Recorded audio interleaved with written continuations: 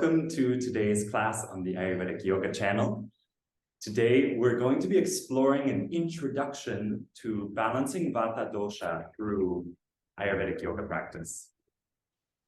So this includes a brief introduction to what the doshas are. There'll be more on that later at a later date, but just for an introduction to this topic, the doshas are considered to be three vital functions in the body. And they're each made up of the elements. So within Sankhya philosophy, where Ayurveda is born, that comes from India, it's considered that there are 5 elements. There's earth, water, fire, air, and space, or ether. And the whole material universe is considered to be made up of these 5 elements. And our body, the human body, is a reflection of that. Based on how these elements interact with one another, it creates a certain function in the body. These 3 main functions, these 3 main doshas, are Vata, Pitta, and Kapha. Vata is the energy of wind, so it is air and space element.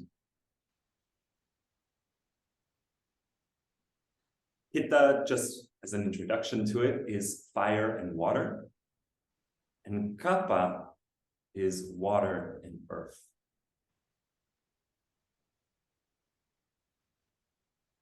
Together, these 3 generate all of the vital functions needed for the body. So Vata Dosha is responsible for all movement and all communication that happens within the body. All movement, all communication that happens between cells, between organs, within the nervous system. All of this is Vata Dosha. Pitta governs everything that is transformation and digestion. So even your brain interpreting what I am saying right now and taking in all of the sensory information is Pitta Dosha. You're transforming it into understanding. You're digesting that sensory information. And Kapha, water and earth, is responsible for all structure. Think about your bones, your joints, your ligaments, your muscles. And for all lubrication. So right now, if you can sense in your mouth, there is a little bit of extra lubrication, your eyes, all of your internal system, your joints. All of this is thanks to the water and earth element of Kapha. But Ayurveda considers that while these are vital functions, sometimes these can become out of balance. So today, we're just going to focus on when Vata Dosha gets out of balance, and then work through the practice to balance it. Vata Dosha is considered to be out of balance at a physical level when we have too much air. We have too much space. So what does that mean? At a physical level, this is when you have gas, when you have bloating, when you have dryness in your skin, you have cold hands and feet, or just feel easily chilled in your body. Down the line, this starts to turn into things like cracking and popping joints because there is too much air, not enough lubrication, and can lead to aches and pain as well.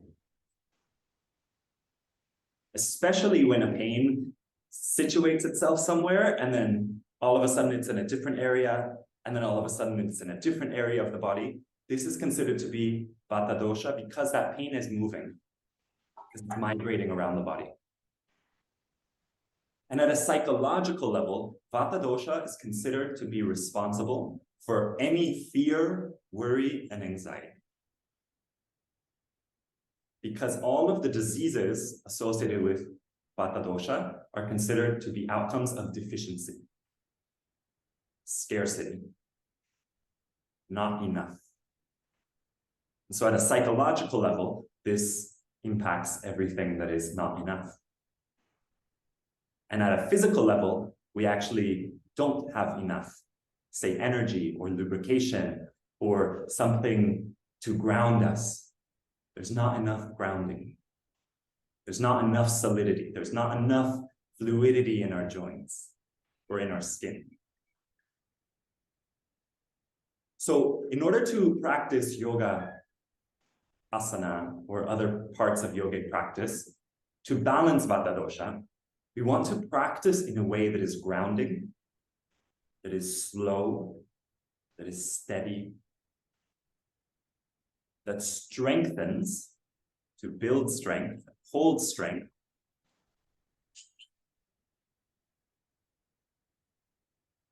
Because Vata Dosha tends to be cold, we want our practice to be warming. We want it to warm up the body, the tissues, the muscles, the joints, bring in lubrication. But we do not want to overexert. So this is not meant to be a hot yoga practice where we are overexerting the body, where we're sweating out fluids. Because when it comes to balancing Vata Dosha, we actually want to conserve our energy. And we want the practice to build more energy by the end, instead of having to use energy expended through the practice. So slow, stable, grounded, warm movement.